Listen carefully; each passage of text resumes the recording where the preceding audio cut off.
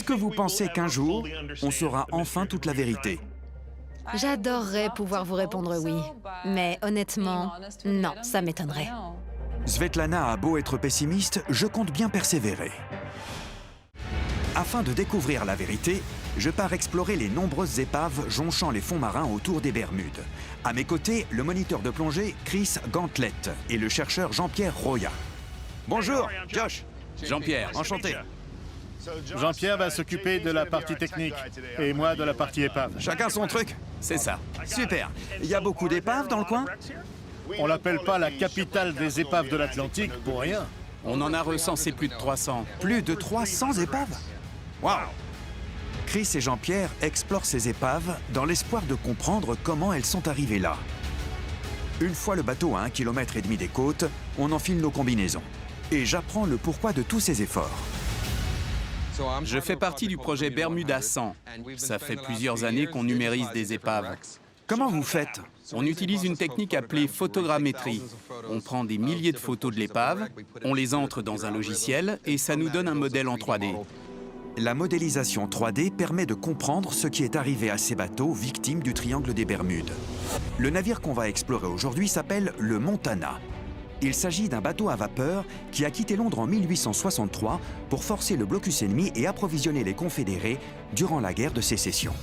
À la place, il a succombé au triangle des Bermudes et se trouve désormais juste sous nos pieds. Pendant que Jean-Pierre règle l'appareil photo, Chris et moi-même nous préparons à plonger. Prêt à y aller, Josh? Ouais, c'est parti.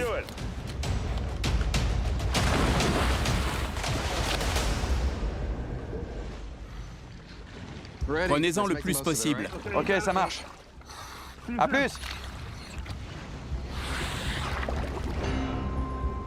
On y va, suivez-moi.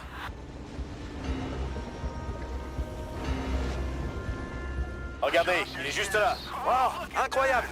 C'est la proue du Montana.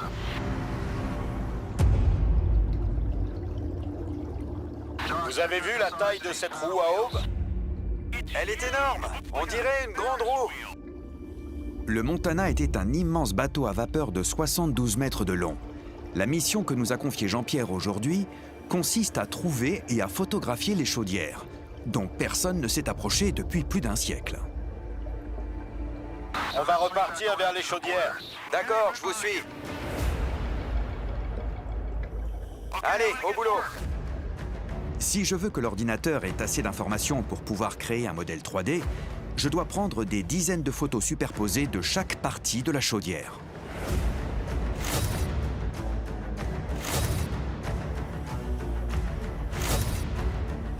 Encore quelques-unes et ça ira.